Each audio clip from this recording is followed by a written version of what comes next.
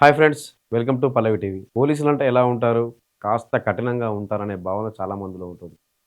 కానీ పోలీసులకు మనసు ఉంటుంది. పోలీసులు కూడా ప్రతి అంశంపై స్పందిస్తారు. ప్రతి విషయంపై మాట్లాడతారు.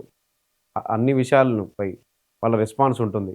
ప్రజా రక్షణలో కొంత కఠినంగా ఉండొచ్చు. కానీ చాలా చోట్ల ఫ్రెండ్లీ పోలీస్ ఉంటుంది.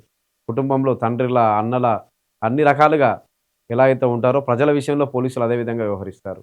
ప్రజల ప్రాణాల రక్షణే పోలీస్ ధ్యేయం. మన వరంగల్ జిల్లా కాజీపేట ఏసీపీగా పనిచేస్తున్న ప్రసాద్ రెడ్డి రోడ్డు ప్రమాదంలో చనిపోయిన యువకుడు అంతిమయాత్రలో చేసిన ప్రసంగం కంటతడి పెట్టిస్తుంది. యువతను ఆలోచింపజేస్తుంది. ఇది కదా ఒక పోలీసుకు ఉండాల్సిన లక్షణం. ఇలాంటి పోలీసులు కదా కావాల్సింది. అంతిమయాత్రలో ఆయన ఏం మాట్లాడారు?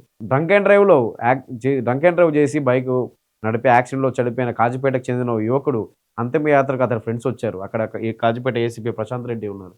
ఇప్పటికైనా తాగకండి, ఎందుకు తాగుతారా ఇలాగా? మీ తల్లిదండ్రులు కూలి పని నాలుగు పని చేసుకుని మిమ్మల్ని పెంచి పోషిస్తుంటే మీరు మందు తాగి యాక్సిడెంట్ల పాలై గంజాయికి అలవాటు పడి దుర్మరణం చెంది తల్లిదండ్రులకు ఎందుకు అంత ఘోష?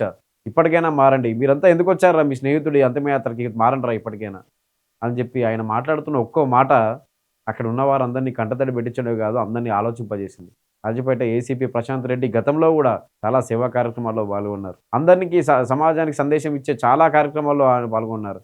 ఒక పోలీసు రక్షణ వ్యవస్థ డ్యూటీ మాత్రమే ఆయన చేయలేదు. పోలీస్ డ్యూటీ అంటే జనాల్లో గెలవడం, జనాలను ఆలోచింపజేయడం, బాధ్యతగా ఉండాలని చెప్పడం. అది కఠినంగా కాదు, గుండెలకు హత్తుకునేలా ఆయన మాట్లాడాడు. ఆయన ఏం మాట్లాడారో మీరే వినండి. ఎటు పోతాంది మన వ్యవస్థ? ఒక్కడికన్నా ఇలా నిజాయితీగా చెప్పండి, ఎంతమంది పాల్గొండే ఇప్పుడు మన పిల్లగాడి యొక్క శవయాత్రలో పాల్గొన్నారు.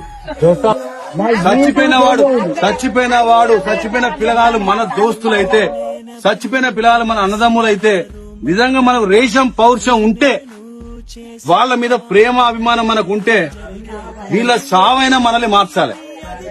పొద్దుగాల 6 గంటలకు పోతారు, సత్తి పెట్టుకొని సాయంత్రం పొలంలో పూజకుంటున్నాం, మా పిల్లల కొరకు మా కడుపు కొరకు పోతారు. మేము తాగేసి ఇట్లా రోడ్ల పాటు మాకు బాగా తీసుకోవాలి. మీ కొరకు మేము బతకన్నా, మీ కొరకు మేము చావాలి. ఏం చెప్తాను, ఎటు పోతాను, మనం ఎటు అవుతాంది? ఈ రోజు ఏమైంది? దీనికి కారణం ఏంది అందరికీ తెలుసు.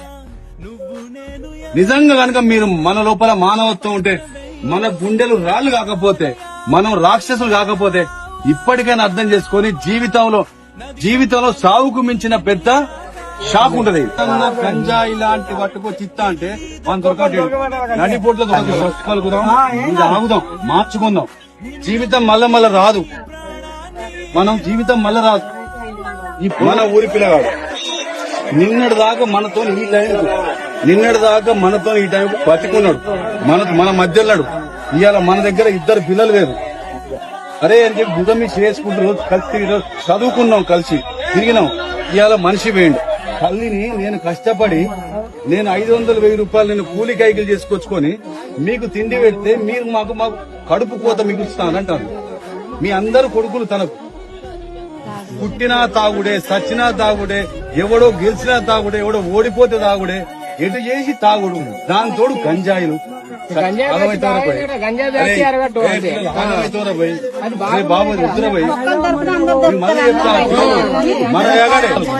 మన ఊళ్ళకెళ్ళి ఈ రోడ్ల మీద రక్తాలు దుస్తులు మార్చాలి, మీ అందరి గుణాలు మార్చాలి, మీ అందరి ఆలోచనలు మార్చాలి.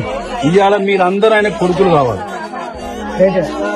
అప్పుడే నిజంగా మీ దోస్తుకి ఇస్తున్న మీరు నివాళి, నిజమైన నివాళి మీ దోస్తుకి ఇచ్చేటంటే, తండ్రి కొడుకును పోగొడుతున్న తండ్రికి మేమందరం బాబు మీ కొడుకులమే.